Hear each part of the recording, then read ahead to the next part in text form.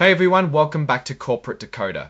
Today we're diving into a report from Insight Enterprises and let me tell you, after reading this, I have some insights about their board of directors that you might find interesting. Before we get started, if you appreciate getting straight insights from corporate documents, make sure you're subscribed. We also have a Discord community linked in the description below where you can discuss all things business and finance with like-minded individuals. All right, let's jump right into it. This report is about Insight's annual meeting of stockholders where they voted on some pretty important things, including who gets to sit on the board of directors and how happy they are with the pay of the top executives. It's like a popularity contest, but with real money and company direction on the line. First up, the election of 10 directors. These are the people who guide the company's strategy, make big decisions, and generally keep things running smoothly. Or, the stockholders got a vote on who they wanted to represent them on the board, and the results are in. So the report lists each director and how many votes they got.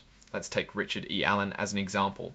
He received about 29.6 million votes in favor, 6,000 votes against, with about 8,000 abstentions, and 90-20 director received the majority in 4 votes. All 10 directors were elected to serve until the next annual meeting. Next, there was a vote on the compensation of Insight's top executives. Basically, the stockholders got to say whether they thought the CEO and other bigwigs were being paid fairly. This is what they call an advisory vote. So it's not binding, but it does send a message to the board about how the owners feel. In this vote, about 29.6 million people voted to approve the compensation, while 624,000 were against, with about 11,000 abstaining. Again, there were 924,000 broken non-votes. Overall, the stockholders seem content with how much the top executives are being paid. Finally, there was a vote to ratify or approve the appointment of KPMG LLP as the company's independent accounting firm. These are the folks who check Insight's financial statements to make sure everything is on the up and up. It's like having a referee in a game to make sure nobody is cheating.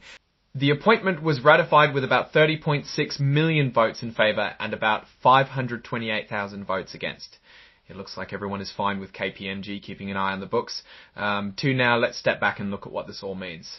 The fact that all 10 directors were elected with overwhelming support suggests that stockholders are generally happy with the current leadership and the direction of the company. It's like saying, keep doing what you're doing. However, the votes against, although small, indicate that there are some stockholders who aren't completely satisfied, and it is good to take note of their concerns. The advisory vote on executive compensation tells us that stockholders believe the executives are being paid fairly. Now, executive compensation is always a hot topic, with some people arguing that CEOs are overpaid and others arguing that they deserve their hefty paychecks because they're the one responsible for the company's success. In Insight's case, the stockholders seem to be on board with the current pay structure. Finally, the ratification of KPMG as the independent accounting firm suggests that stockholders trust the company's financial reporting. This is important because it gives investors confidence that the company is being transparent and honest about its financial performance. So what's the final verdict on Insight? Well, based on this report, the company seems to be in good shape. Stockholders are happy with the leadership, executive compensation, and financial reporting. Of course, this is just one snapshot in time, and things can change quickly in the business world.